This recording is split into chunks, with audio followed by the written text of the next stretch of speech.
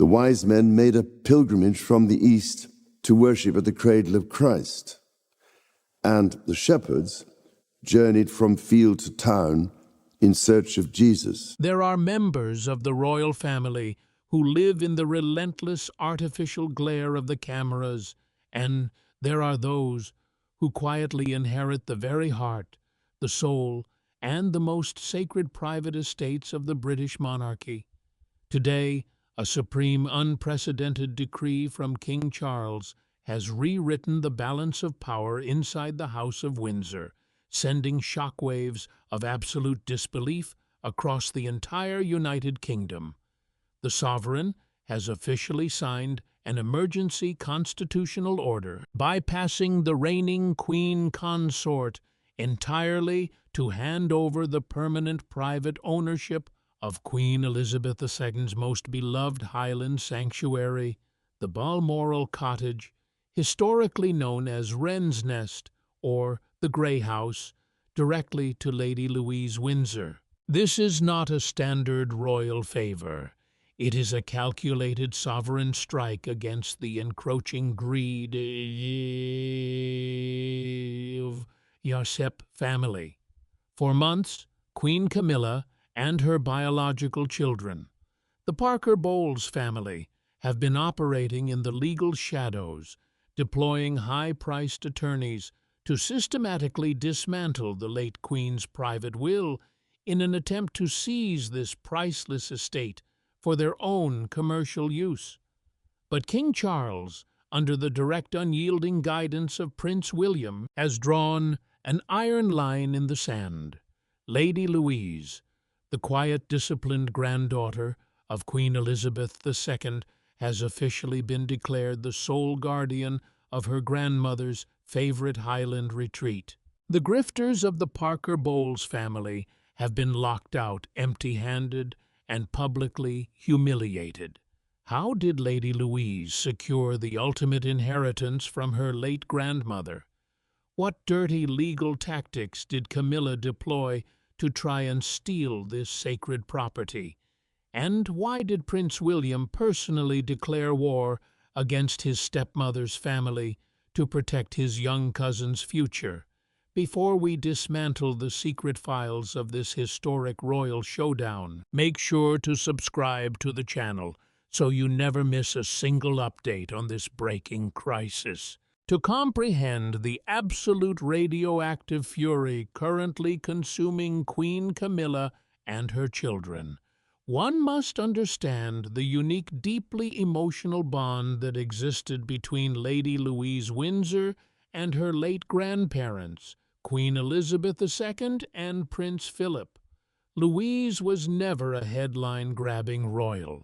She did not seek Hollywood contracts or commercialize her family name. Instead, she grew up in the quiet, disciplined traditions of the monarchy, inheriting Prince Philip's beloved carriage-driving legacy and Queen Elizabeth's stoic dedication to the crown. She was, without a doubt, the late Queen's favorite granddaughter, the child who brought peace to her final years during the agonizing chaos of the Megxit crisis and the family's public betrayals. Because of this profound bond, Queen Elizabeth II left a private, highly classified will.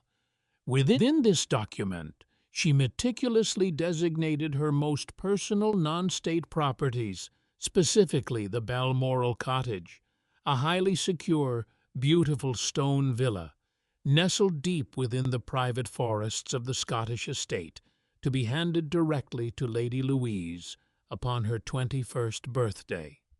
The Queen wanted to ensure that Louise, who holds no official taxpayer-funded royal role, would possess a permanent private sanctuary of her own, a piece of the family's history that could never be touched by palace politics. But Queen Camilla and her son Tom Parker Bowles viewed this private inheritance differently. They did not see a grandmother's love. They saw a massive, highly valuable piece of prime real estate waiting to be liquidated or converted into a private commercial venture for the Parker Bowles family. The moment the late Queen passed, Camilla's legal team began searching for loopholes, arguing that because Louise was a non-working royal, she had no right to hold such a prestigious estate within Balmoral, attempting to manipulate King Charles into reallocating the cottage to her own children under the guise of estate reorganization. The grifting was silent, but it was relentless. For months, Camilla's attorneys quietly lobbied the king's private estate managers, attempting to quietly merge the Balmoral Cottage into the general assets controlled by the office of the Queen Consort. They believed that they could exploit King Charles's paternal soft spot and his fragile health to slowly, systematically strip the Windsor bloodline of its private wealth, siphoning off the family's legacy to enrich the Parker Bowles lineage. They thought they could execute this heist in the dark without anyone noticing, but they completely underestimated Prince William. The Prince of Wales did not watch. He acted with the clinical, terrifying precision of a future king. William had spent his entire life watching his family's legacy being compromised, and he refused to allow his stepmother's opportunistic family to plunder the inheritance of his beloved cousin, Lady Louise. William immediately coordinated with Prince Edward Louise's father and Lord Ivar Mountbatten to launch a massive defensive counteroffensive. They mobilized the most elite constitutional lawyers in the United Kingdom, completely bypassing Charles's compromised personal advisors. The investigation uncovered a shocking trail of backroom legal maneuvering by Camilla's team. William compiled the evidence into a devastating, highly classified estate defense dossier, proving that Camilla's son Tom Parker Bowles had already hired architects and interior designers to plan a massive renovation of the cottage, treating the late Queen's sacred gift to Louise as his own personal country club. The sacrilege was absolute. The greed was undeniable. William took the dossier directly to King Charles, presenting the proof of his wife's family's treachery. He made it clear to the sovereign that if Charles did not immediately, permanently enforce his mother's private will, William would personally authorize the legal blockade of Camilla's family from all royal estates, initiating a public constitutional civil war that would destroy the king's reign. The sovereign was stunned, forced to choose between the honor of his mother and the greed of his wife.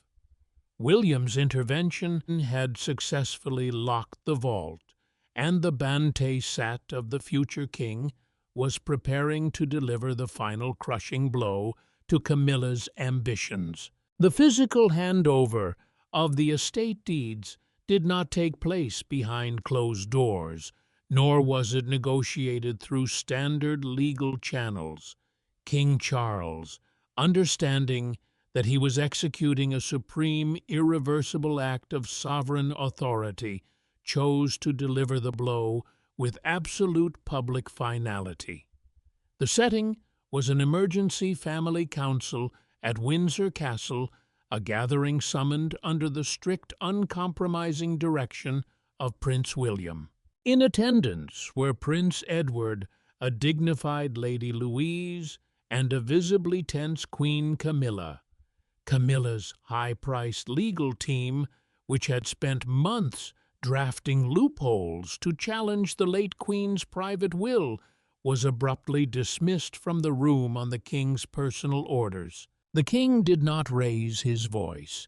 He simply signaled his private secretary, who stepped forward carrying a polished walnut casket lined with royal Stuart tartan.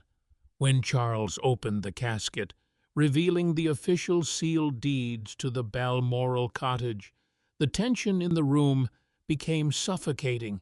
Camilla reportedly leaned forward, ready to launch one final desperate appeal. But King Charles bypassed his wife completely.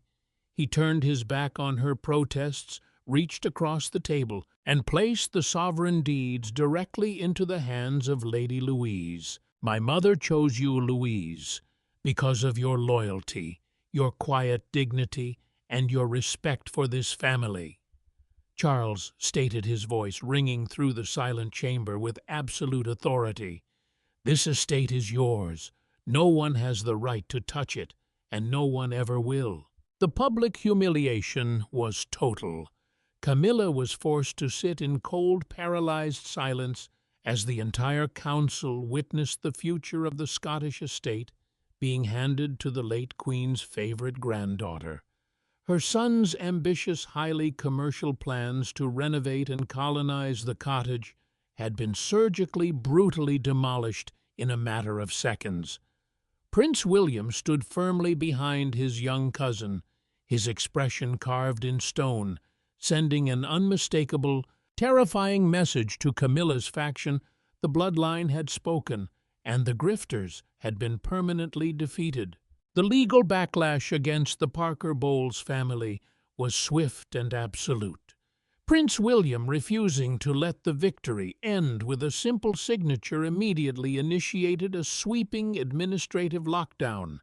Tom Parker Bowles, who had reportedly already begun commissioning interior designers and land surveyors to transform the private cottage into a high-end country club for his wealthy associates, was served with an emergency royal exclusion notice. Under the authority of the bloodline protocol, drafted by William and Prince Edward, Camilla's biological children and grandchildren were officially permanently barred from ever renting, residing in, or utilizing any private property on the Balmoral or Sandringham estates.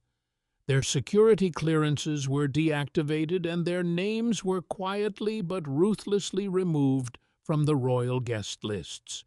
They were treated exactly for what they were, uninvited guests whose presence was a direct threat to the sanctity of the family's private history. Camilla's family was left completely empty-handed, publicly exposed as opportunistic grifters who had tried to plunder a deceased grandmother's gift to a blameless young woman. In stark contrast to the greedy scrambling of the Parker Bowles faction, Lady Louise accepted her inheritance with the exact quiet grace that had made her Queen Elizabeth II's beloved companion. She did not release boastful statements to the press, nor did she plan lavish commercial parties. She quietly returned to her studies at the University of St. Andrews, carrying her grandmother's legacy in her heart rather than on her sleeve. By securing the Balmoral Cottage for Lady Louise, King Charles and Prince William have successfully protected the ultimate honor of the late sovereign. William has proven once again that his future reign will be defined by an uncompromising, steel-faced defense of the direct lineage and those who remain loyal to it. He has sent an unmistakable warning to anyone who believes the monarchy can be treated as a corporate asset to be divided for personal gain. The crown belongs to the future, not to opportunists. Camilla's family has been sidelined. The late Queen's private will has been executed with absolute justice, and Lady Louise Windsor stands as the true Tamlang guardian of her grandparents' beloved Highland legacy. The heist has been stopped, the grifters have been banished, and the Windsor bloodline remains unbroken. Thanks for watching. Do you think King Charles was right to publicly bypass Camilla to protect Lady Louise's inheritance, or should he have avoided the family drama? Let us know your thoughts in the comments below, and please don't forget to like and subscribe to join us for the next explosive update from the heart of the British monarchy. We will see you in the next one.